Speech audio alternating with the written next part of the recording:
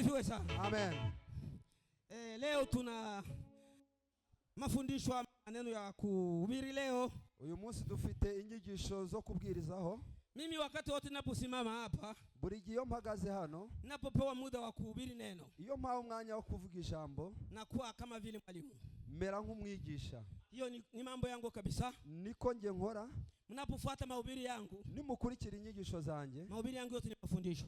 Inyigisho zanjye ni ziravamo amasomo. Ninaweza kupitia mahubiri ambayo nimekwisha kuhubiri kwa hii kanisa hapa. Ushobora guca mu byigishijwe mbere hano, utaona mambo yangu tunakuwa tu walimu tu kufundisha. Ariko uraza gusanga ibyanjye ari ukwigisha. Bwana sifiwe sana. Amen. Bwana sifiwe sana. Amen. Lakini nitazungumza neno moja kwa mambo ambayo tumekwisha kufundisha hapa. Ariko hari ijambo ndi buvugeho ku magambo twigeze twigira hano. Ili neno nilitaka kulizungumza na wachungaji tu. Ariko iri jambo nifuza kuriganira n'abashumba gusa. Lakini roho imeniambia hivi. Ariko umwuka wambwiye ngo mimi mwalimu ambaye nimefundisha ile somo hapa, njyewe wigishije rya somo hano, nataka kulikumbusha tena. Ndashaka kuryibutsa abantu nanone. Bwana sifiwe sana. Imana ishimwe cyane. Kuna siku moja nimesimama hapa kwa ajili ya kufundisha, kwa ajili ya kutoa. Hari umunsi nigeze magara hano ndi kubigisha kubijyanye no kwitanga. Tukazungumza kwamba tunafanya kijiko cha Bwana.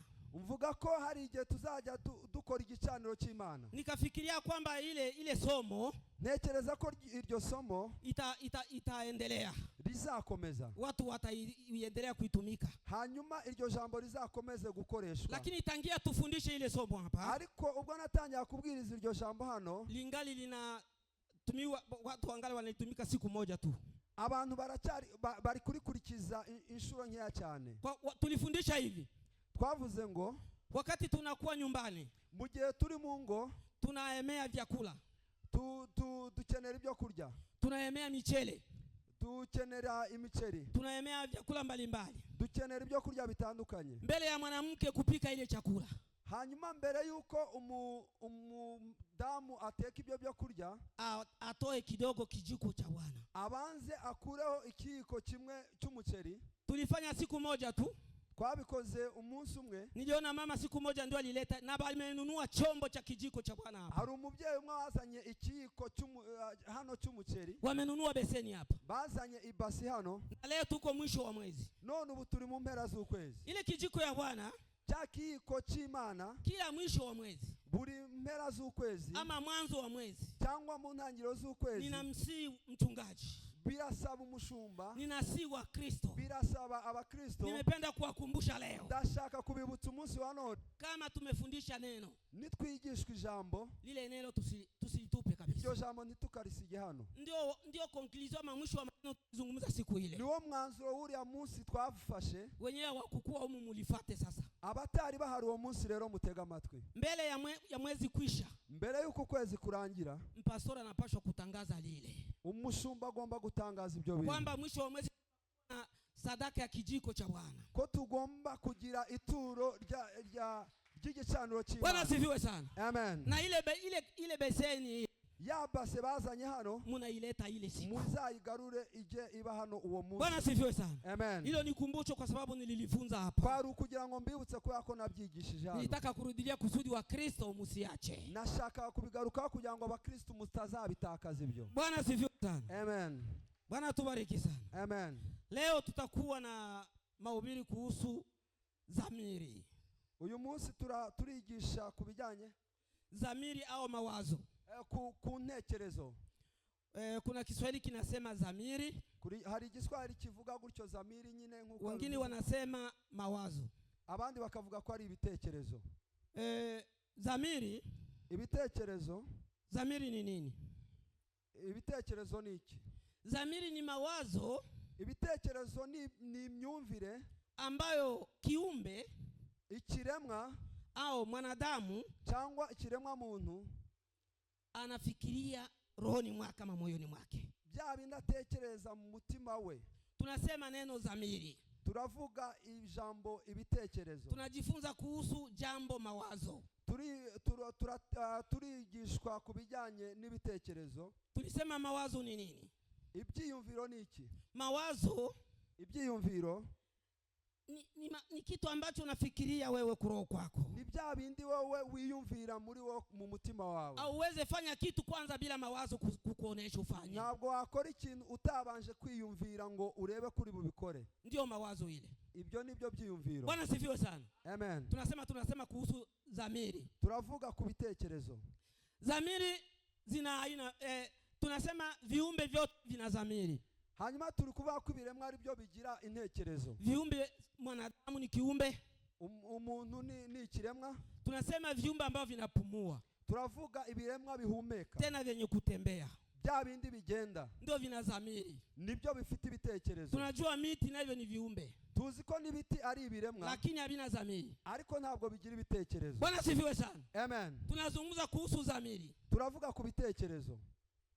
Unifuate vizuri. Ukurikire neza. Dhamiri, ibitekerezo, tunasema kwamba ni mawazo yanatoka moyoni. Ni ibyiyumviro bituruka mu mutima. Na katika dhamiri, hanyuma mu bitekerezo kuna dhamiri ya mwanadamu. Hari ibitekerezo by'umuntu. Iko tofauti na dhamiri ya viumbe vingine. Itandukanye n'ibiremwa bindi. Nyama zina dhamiri. Hanyuma inyamaswa zigira ibitekerezo. Hata samaki zina dhamiri. Amafi agira ibitekerezo. Hata vidudu vimoja vina dhamiri vyote. Hanyuma n'udukoko natwo tugira ibitekerezo. Lakini dhamiri za mwanadamu, ariko ibitekerezo by'umwana w'umuntu na dhamiri za viumbe vingine, n'ibitekerezo by'ibindi biremwa ziko tofauti. Biratandukanye. Bwana sifiwe sana. Imana ishimwe cyane. Mimi sijue lugha ya Kiswahili kueleza intelligence, sijue mu Kinyarwanda. Sinzi ko mu Giswahili bavuga intelligence, ariko mu Kinyarwanda ni ubuhanga. Ubuhanga. Mbo hiyo ndio dhamiri ya mwanadamu. Ibyo nibyo bitekerezo by'umwana w'umuntu. Mwanadamu dhamiri yake inaitwa intelligence. Ubuhanga, ibitekerezo by'umwana w'umuntu byitwa ubuhanga. Lakini dhamiri ya viumbe vingine kama vile nyama, ariko ibindi biremwa nk'inyamaswa, wasomaji wanatuambia hivi. Abasomyi batubwira ko kwamba dhamiri za viumbe vingine kama nyama, ibitekerezo by'ibiremwa bindi nk'inyamaswa, ni tofauti na ile intelligence. Bitandukanye n'ubuhanga nono. Mu Kifaransa, mu rurimi rw'Igifaransa, iyo akili ama dhamiri za nyama, ubwo bwenge cyangwa ubwo buhanga bw'inyamaswa zinaitwa instinct. Byitwa instinct. Wasomaji au watu wa Kiingereza instinct ndio wanaita ile dhamiri ya nyama. Nilisema ya mtu inaitwa intelligence. Yavuze ko iyo umuntu yitwa ubuhanga. Nasema ya viumbe vingine kama nyama inaitwa instinct. Yavuze ko yitwa instinct. Mimi sijui ile instinct mu lugha ya Kinyarwanda wala Kirundi, wala mu lugha yetu, lakini nimeisoma kwa Kifaransa. Bwana sifiwe sana. Instinct n'ubundi ni ugutekereza, ariko kutari tofauti. Nataka kuonesha tofauti entre intelligence na instinct. Hari itandukaniro ry'ubuhanga no gutekereza. Wewe mwanadamu, wowe umwana w'umuntu, kwanza una akili, unasikia haya. Ugira ubwenge, ushobora kumva ugize isoni. Cha kwanza ni kusikia haya, ndio tofauti ya kwanza. Itandukana nuko ushobora kugira isoni. Unaisha jua kama huyu ni mtoto, siwezi fanya naye dhambi. Ushobora kumenya ko yari umwana, sinshobora gukora ibyaha nawe. Siwezi kuoa mtoto. Ntabwo nshobora gushaka umwana muto. Hata wazungu wanadanganya kutudanganya, ili ni mambo ya shetani tu. N'abazungu bajya batubesha, ariko ni ibya Satani. Lakini Mungu alitupatia akili sisi. Ariko Imana yatuhaye ubwenge noneho. Bwana sifiwe sana. Amen. Ya kutambua kwamba huyu ni mtoto. Gutandukanya ko yari umwana. Huyu ni mwipwa. Kumenya ko uyu nguyu bidakwiriye ko ashaka. Nilienda ka nafasi pamoja kuku Wanyarwanda. Nigeze mbanaho n'Abanyarwanda n'Abarundi wakitaka kulapa ya mwisho. Kulapa, kama anataka kulapa neno la mwisho. Ashaka kuvuga kulapa ni kurahira. Kurahira ijambo rya nyuma. Anasema mwisho wanje. Mwisho wanje kwa mwipwa wangu. Kuri mwisho. Arahira kuri mwishwa. Aweze enda mu nyumba ya mwipwa. Ntabwo ashobora kurahira abandi bari. Hiyo ndio walikuwa ndio wa zamani kabisa. Mimi niishi na Wanyarwanda wanalapa mwisho, na kilapa mwisho wayo anakupiga. Iyo arahiye kuri mwishwa we birangira gukubise biba byakomeye. Bwana sifiwe sana. Imana ishimwe cyane. Ile ni tofauti. Iryo ni itandukaniro rero. Mwanadamu anasikia. Umwana w'umuntu aratekereza, anatambua, arumva kandi agatandukanya. Siweze fanya hiki kwa huyu, sinakora ibi bintu kuri uyu muntu. Lakini mnyama, ariko inyamaswa ina akili, ifite ibitekerezo, lakini yenyewe ariko yo inafanya dhambi na mtoto, ikorana ibyaha n'utwana, inaoa mtoto, ishobora gushaka kanyamaswa inaoa gatoya, mama yake, ishobora gushaka nyina, lakini mwanadamu si vile. ariko umwana w'umuntu ntiyakora Watu ibyo. wengi wanadanganywa na mambo ya ulimwengu, Abantu benshi bajya babeshwa n'ibintu by'isi, wakiambiwa kwamba babwirwa ko wanaweza kuoa mwanamke anaoa mwanamke, bashobora kubwirwa ngo umukobwa ashobora gushaka umukobwa mugenzi we, mtoto anaweza kuolewa na baba. umwana ashobora gushakwa na se. Kitu chenye Mungu hakuumba, Ikintu gusa Imana itaremye, kitu chenye Mungu amekataa, ikintu Imana yahakanye, akakupatia akili, Imana ikaguha ubwenge, akakwambia uko tofauti na mnyama. akakubwira ko utandukanye n'inyamaswa. Bwana asifiwe sana. Imana ishimwe Bwana cyane, asifiwe sana. Imana ishimwe. Lakini watu wa leo Ariko abantu ba none wanaanza kuoa mtoto, batangira gushaka abana babo, wanaanza kuoa mama, batangira gushaka ba nyina. mambo ambayo Mungu hataki, Ibyo ni ibintu Imana idashaka, mambo Mungu anakataa. ibyo ni ibintu Imana yanze cyane. Hiyo sitasema Bwana asifiwe, hapana. Ibyo simvuga ngo Imana ishimwe, Nitasema Bwana aturumie, ndavuga ngo Imana itubabarire, Bwana atusamee. Imana itubabarire. Ndio tofauti Iryo ni ryo tandukaniro ya mwanadamu ry'umuntu na mnyama n'inyamaswa. katika dhamiri. Hanyuma rero muri Katika ibyo bitekerezo ziko aina mbili, bifite ubwoko bubiri. kuna aina nzuri, Hanyuma ubwoko bwiza, kuna nzuri, hariho ubwoko bwiza, dhamiri nzuri hariho ibitekerezo na byiza, dhamiri mbaya. hakabaho no gutekereza kubi. Bwana sifiwe sana. Imana ishimwe cyane. Kuna aina mbili za dhamiri, Hari ubwoko bubiri bwo gutekereza, kuna aina mbili za dhamiri, hariho ubwoko bubiri bwo gutekereza, kuna aina mbili za dhamiri hariho ubwoko bubiri bwo gutekereza za ambazo zinaongoza roho ya mwanadamu. biyobora umutima w'umuntu. Kuna dhamiri nzuri, Hariho ugutekereza kwiza, tena wanaziita dhamiri safi, niko bavuga ko ari ugutekereza kudahumanye. na kuna dhamiri mbaya Hakabaho no gutekereza kubi, au dhamiri chafu. ariko gutekereza guhumanye. Dhamiri nzuri Hanyuma gutekereza kwiza ndio zinakuongoza kutenda mambo mazuri, niko kukuyobora gukora ibikorwa bizima, zinakuongoza kutenda mambo ya wokovu. niko kukuyobora gukora ibikorwa byo kurokoka. Dhamiri nzuri Hanyuma gutekereza kuzima zinakuongoza kutenda mambo ya wokovu, kukwereka gukora ibikorwa by'uwarokowe, zinakuongoza kutenda mambo mazuri. bikwerekeza ku gukora ibikorwa bizima. Imana ishimwe cyane. Dhamiri mbaya Hanyuma ibitekerezo bibi zinakuongoza kutenda mambo maovu, bikwerekeza ku gukora ibintu byanduye. Hakuna mtu anaweza kufanya dhambi bila kuongozwa na dhamiri. Nta muntu wakora ibyaha atayobowe na kamere. Zile ambazo zinakuongoza kutenda dhambi, Hanyuma bya bindi bikuyobora gukora ibyaha, zile ni dhamiri mbaya. ibyo ni ibitekerezo bibi. Bwana sifiwe sana. Imana ishimwe Ndio cyane. njia mbili ambazo dhamiri zinakuongoza kwa roho yako. Hanyuma rero izo nizo ntekerezo ebyiri zikuyobora muri kamere yawe. Tunajifunza kuhusu dhamiri, Turi kwiga uburyo bubiri bwo gutekereza, kuhusu mawazo. ibitekerezo. Mawazo inaongoza mtu kwa njia mbili. Hanyuma ibyo bitekerezo bikuyobora mu nzira ebyiri. Tulisema kwamba mawazo inaweza kukuongoza kwa njia mbaya, Imyumvire ishobora kukuyobora mu nzira mbi ama kwa njia nzuri.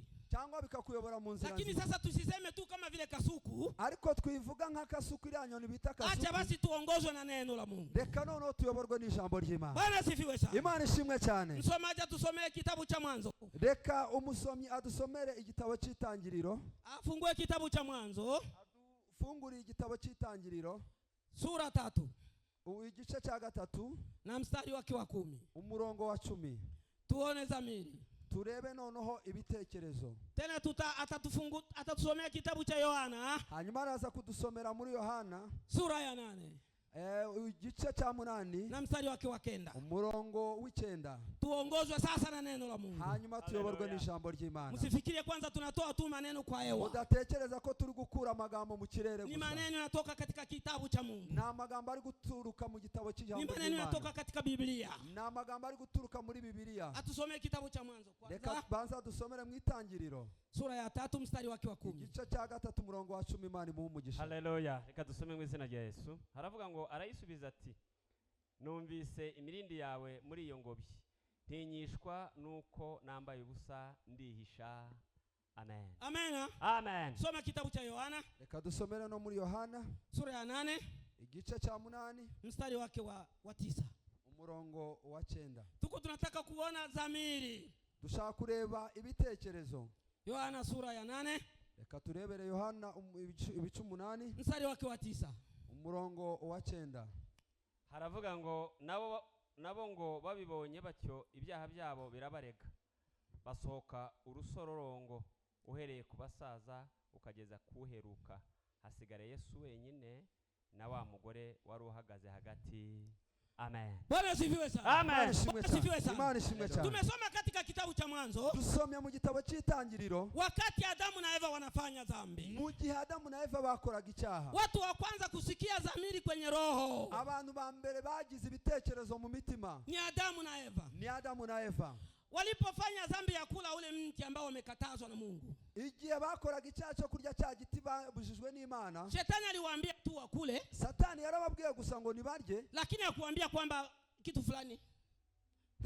Nta kindi kintu yigeze ababwira gishobora kubaho. Lakini walipobaki baada ya kutenda dhambi. Ariko ubwo basigaraga bamaze gukora icyo cyaha, wakasikia rohoni, bo babyiyumvamo mu mutima, tumefanya kosa, ko bakoze amakosa, tumetenda dhambi, bakoze ikosa, wakakimbia, barirukanka, wakaenda pembeni ya shamba, baja inyuma y'ishamba. dhamiri zinawaambia, ibitekerezo byabo nibyo byababwiye, mumefanya dhambi, byababwiye ko bakoze ibyaha. Ndio Biblia inasema kwamba Mungu akaingia shambani. Niyo mpamvu Biblia ivuga ngo Imana yinjira mu busani, akaanza tafuta Adamu uko wapi. Imana itangira gushaka Adamu, nguri hehe? Adamu uko wapi? Adamu uri hehe? Adamu anasema nimekimbia. Adamu aramubwira ngo nirukanse nihishe. Mungu anamuuliza hivi, Imana iramubaza ngo umekimbia nini? Kubera iki wahunze?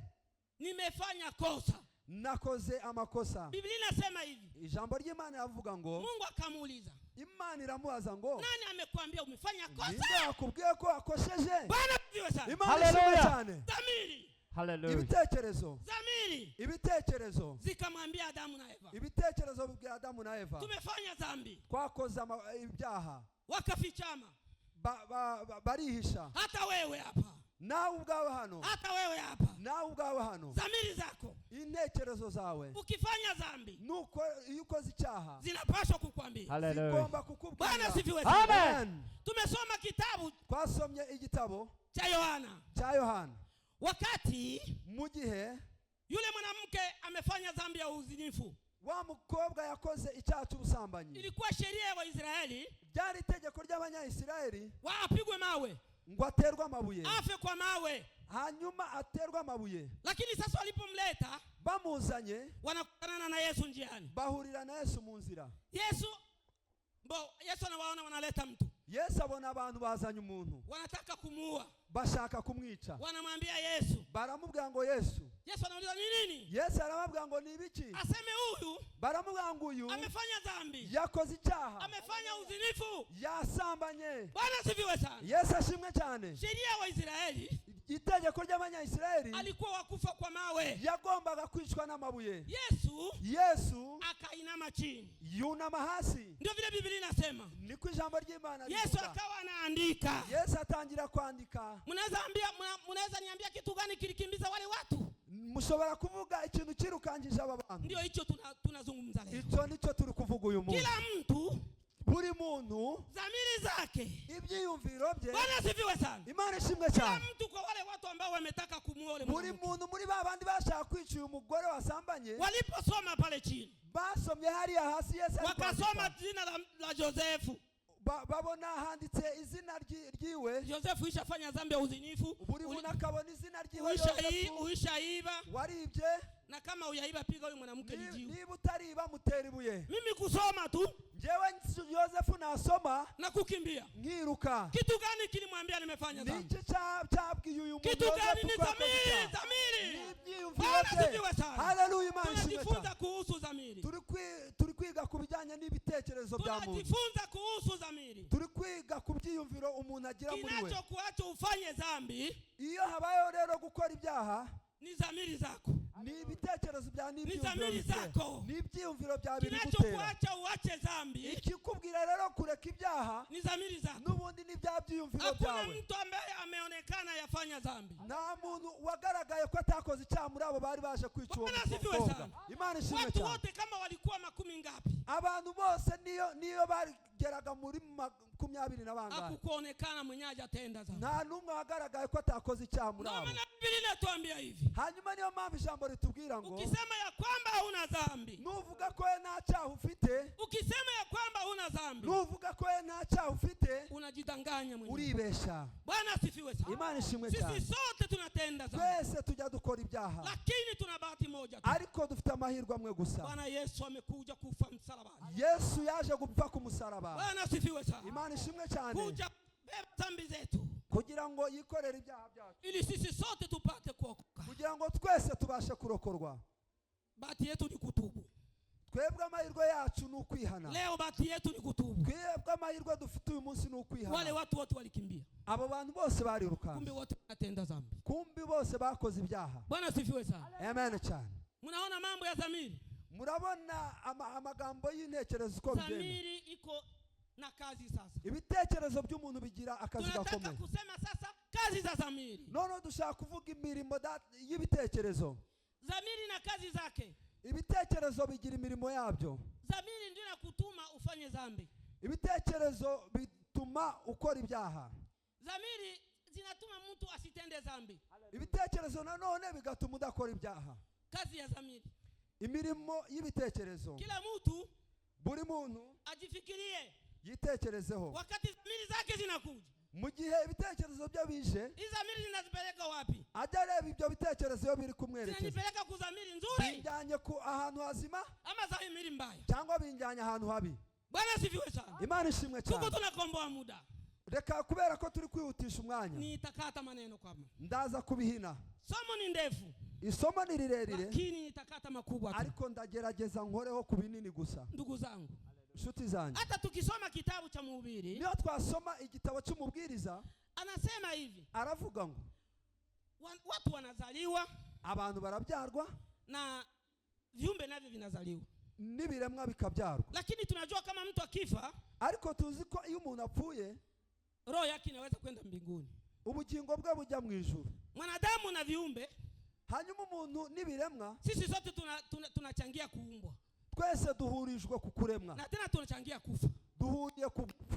Bwana sifiwe sana. Imana ishimwe cyane. Lakini Ariko watu tuyasikia mtu anasema kiumbe fulani kikifa roho yake itaenda mbinguni. ariko niturumva umuntu uvuga ngo ikiremwa runaka iyo gipfuye kijya mu ijuru. Hakuna mtu aisha sema, ndio vile Mhubiri anasema, ajui kama kuna mtu anaweza kusema aseme ngombe yangu ikifa. Nibyo mubwiriza avuga ngo nta muntu ushobora kuvuga ngo inka yanjye nipfa ama kuku yangu ikifa, cyangwa ngo inkoko yanjye nipfa, roho yake kama itaenda mbinguni. ngo ubugingo bwawe buzajya mu ijuru. Anasema hapana. Aravuga ngo hoya. Anafikiria Umubwiriza uko abitekereza, tunachangia kuumbwa, twese duhuriye ku kuremwa, tunachangia kufa, duhuriye ku gupfa, tunachangia kuwa na akili tofauti, duhuriye no kugira imitekerereze itandukanye. na ndio vile niyo mpamvu kama akili ya mtu inakuonesha hiki ni dhambi, niba ubwenge bwa bukwereka ko icyo ari icyaha, wewe ukifa, wowe nupfa, mwenye kuamini, wowe wizera, roho yako itaenda mbinguni. ubugingo bwawe buzajya mu Bwana ijuru. sifiwe sana. Amen. Wewe ukifa, Wowe nupfa, ambao umeongozwa na dhamiri zako vizuri, wowe uyoborwa n'ibintekerezo zawe neza, ukifa wewe nupfa ambao ukutenda dhambi, ukaba utarakoze ibyo byaha, kama ulitenda dhambi na ukajua kuungama, nubwo waba warakoze ibyaha nyuma ukihana ugahindukira, ukifa wewe nuramuka upfuye, Biblia inasema roho yako itaenda mbinguni. ijambo ry'Imana rivuga ko uzajya mu ijuru. Lakini anasema roho ya nyama kwa sababu iko na akili kama haijui dhambi. Ariko Bibiliya ivuga ko ubwenge bw'inyamaswa butajya buzibwira ko zakoze icyaha, Hata tuliumbwa na yeye, hata yeye aliumbwa, kandi nk'uko twaremwe nazo zararemwe inyamaswa, saa iko anakufa, kandi nazo zirapfa, lakini roho yake haitaenda onekana ariko mbinguni ubugingo kama bw'inyamaswa ntibuzigera bujya. sisi wanadamu tuna thamani valere kushinda viumbe Twebwe vyote. abana b'abantu dufite amahirwe kurusha ibindi biremwa. Wanadamu tuna valere ama kichiro kushinda viumbe vyote. Twebwe abana b'abantu dufite agaciro kurusha ibindi biremwa byose. Bwana Mungu anatupenda sana. Yesu aradukunda Ndio cyane. maana ametuma mwana wake wa pekee, Niyo mpamvu data yatumye umwana wiwe w'ikinege, Yesu Kristo, kwa sababu alitupenda. kubera ko yadukunze. Ndio vile Biblia inasema, Niko Bibiliya itubwira, kwa maana hivi nimependa ulimwengu, kubera ko nakunze isi, nikamtuma mwana wangu wa pekee, nzohereza umwana wanjye w'ikinege, ila kila mtu amwaminie kugira ngo umwizera wese asipotee, azareke kubura, bali na uzima wa milele. ntazatakara azabona ubugingo buhoraho. Hakuna nyama ama kiumbe kingine kimeambiwa nta hivi. nyamaswa cyangwa ikiremwa kigeze kibwirwa iryo jambo. Basi kudanganya. Ntibazakubesha. Bwana asifiwe sana. Yesu ashimwe Bwana asifiwe cyane. sana. Imana ishimwe cyane. Mwanadamu ana valere mbele ya Mungu. Umwana w'umuntu afite agaciro imbere y'Imana. Mpaka akatuma mwana wake wa pekee. Kugeza aho yohereje umwana wiwe w'ikinege. Yesu Kristo. Yesu Kristo. Aja akufe. Ngwaze apfe. Kwa ajili wewe uokolewe. Kugira ngo wowe ucungurwe. Ndugu yangu mpendwa. Nshuti yanjye. Ndugu yangu mpendwa. Nshuti mukundwa. Tuko na bahati. Dufite amahirwe. Kupendwa na Mungu. Dufite amahirwe yo gukundwa n'Imana. Mungu angetuacha kama vile wanyama. Imana yitureka nk'inyamaswa. Kama tunapotea wengi. Tuba twaratakaye benshi. Lakini ametupenda sana. Ariko yaradukunze cyane. Bwana asifiwe sana. Imana ishimwe cyane. Bwana asifiwe sana. Imana ishimwe cyane. Unajua kama huko na tofauti na kiumbe kingine. Umenya ko ufite itandukaniro hamwe n'ibindi biremwa byose. Mwako. Mu buzima bwawe. Elewa kwamba wewe uko na valere kushinda viumbe vingine. Menya ko ufite agaciro kurusha ibindi biremwa byose. Ndio maana Mungu ametuma mtoto wake wa pekee. Niyo mpamvu Uwiteka atumye umwana we w'ikinege. Mungu apende wewe upotee. Kugira ngo kuko atashaka ubugingo bwawe bubura. Ikiwa naweza kupotea. Niba byarashobora kuzimira. Ni kufuata zile dhamiri zako mbaya. Icyabitera nuko wakurikira bya bitekerezo byawe bibi. Ufuata zile dhamiri zako mbaya. Nugukurikira ibitekerezo byawe bibi. Ukifuata dhamiri zako mbaya. Nukurikiza intekerezo zawe mbi. Kama vile somo letu la leo. Nkuko isomo ryacu ry'uyu munsi rivuga. Limetuambia kwamba kuna aina mbili za dhamiri. Byatubwiye ko ari ubwoko bubiri bwo gutekereza. Ukifuata ile aina ya dhamiri mbaya. Nukurikira bwa bwoko bw'ibitekerezo bwo gutekereza nabi. Ole kwako. Birakureba. Au utaonana macho ya Mungu. Ntabwo uzabonana n'amaso y'Imana. Au utaonana na macho ya Mungu. Uzareba amaso y'Imana. Kwa sababu umeongozwa na dhamiri. Kubera ko ayobowe n'ibitekerezo bibi. Bwana asifiwe sana. Imana ishimwe cyane. Bwana asifiwe sana. Imana ishimwe cyane. Tumesema kwamba mambo ni mengi ya kuongea. Bavuze ko ibyo kuganira ari byinshi. Na kweli ni mambo ni mengi. Kandi koko ni byinshi cyane. Lakini sasa tunataka kumaliza. Ariko tugana ku musozo. Kitu gani kinaweza kusafisha dhamiri? Niki gishobora noneho kweza ibyo bitekerezo bibi? Ndugu yangu, kama unaandika andika. Niba ufite aho kwandika andika ibi. Kitu gani kinaweza kusafisha dhamiri? Niki gishobora gusukura ibitekerezo bibi? Bwana asifiwe sana. Imana ishimwe cyane. Tuko na bahati. Dufite amahirwe. Mungu anasema hivi. Imana ivuga ko kitu kinaweza kusafisha dhamiri. Ikintu gishobora kweza ibitekerezo. Inaweza kukusaidia usitende dhambi. Gishobora kugufasha ntukore ibyaha. Inaweza kukusaidia kujua hii ni dhamiri mbaya. Icyagufasha kugira ngo ubashe kumenya ko ibyo bitekerezo ari bibi. Kuna kitu fulani. Hari ikintu runaka ambacho Mungu gituma Imana anasema. Imana ivuga. Aseme. Imana iravuga ngo kitu kinaweza kusafisha dhamiri. Ikintu cyakoza ibyo bitekerezo bibi ni imani. Nukwizera. Ni imani. Kwizera. Bwana asifiwe sana. Imana ishimwe cyane. Imani. Kwizera. Inasafisha dhamiri. Kujya gutuma umuntu agira ibitekerezo bibi. Imani. Ukwizera. Inasafisha dhamiri. Gusukura ibitekerezo bibi. Ukiwa na imani. Nugira ukwizera. Nikiwa na imani. Ningira ukwizera. Dhamiri mbaya zinakuja. Ibitekerezo bibi biraza. Mawazo mabaya yanakuja. Ibitekerezo bibi biraza. Natoka hapa naenda kufanya usharati pale, kama ndio wapi naenda. Nkava nkajya gukora ubusambanyi ahantu runaka. Natoka hapa.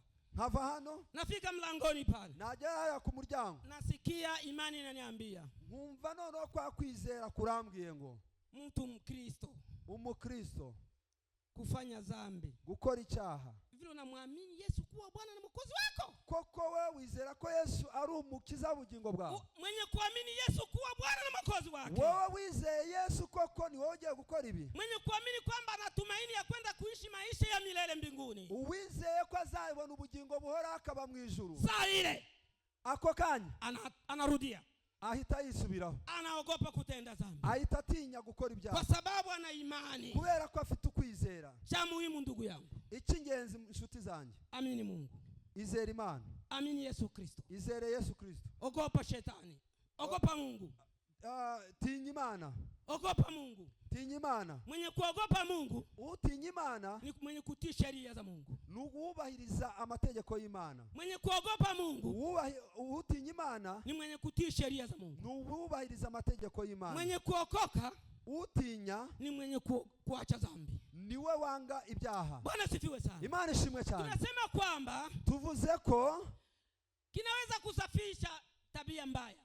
Ikintu cyagukuramo imico mibi. Kitu kinaweza kusafisha dhamiri tu. Ikintu cyakoza imyumvire mibi ni imani. Nukwizera gusa. Ukiwa na imani, nugira ukwizera, hata mtu anaweza kuja, n'umuntu ashobora kuza, anakuambia tutafanya hiki na wewe, akakubwira ngo turabigenza gutya nge nawe, lakini wewe utakataa. Ariko uzanga, aseme mimi Mkristo, wewe uzavuga ngo njyewe Mkristo ambaye nimeamini Bwana Yesu kuwa mwokozi wangu, njyewe wizeye Yesu nk'umucunguzi wanjye, sitafanya vile, ntabwo nakora ibyo, kwa sababu mimi namwamini Yesu. Kubera ko nge nizeye Yesu. Ndugu yangu, nshuti yanjye, tafuta kwenye kuwa imani. Shakisha icyizere muri wowe. Tafuta imani. Ugira ukwizera muri wowe. Ukiwa na imani, nugira ukwizera muri wowe. Na tumefunza siku moja imani hapa. Hari igihe twigeze twigisha kukwizera hano. Tuishafundisha imani hapa. Twigeze kwigisha ukwizera hano. Tulifundisha hivi. Twavuze ko imani, ukwizera, ni kusadiki ama kukubali, nukwemera kitu ambacho haujakiona. Ikintu utarabasha kubona.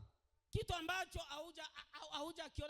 haujakiona hata siku moja. Ikintu utarabona n'umunsi n'umwe. Lakini unasadiki kitafanyika. Ariko ukizera ko kizabaho. Unasadiki kama kitatendeka. Kandi ukizera ko kizakoreka. Kumbe ndugu yangu, hanyuma rero nshuti yangu, nakwambia hivi, ndakubwira nti utafute kwenye kuwa imani.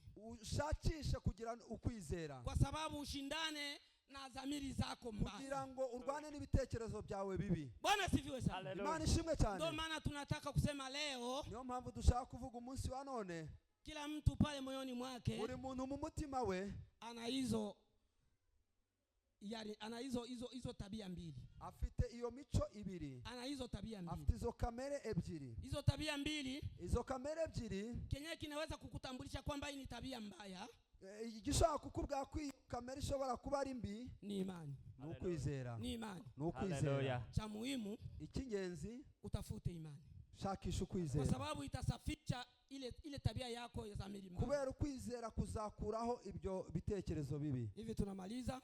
Tugana ku musozo. Tulisema kwamba tuvuze ko tulijifunza kuhusu dhamiri. Twize ku bitekerezo.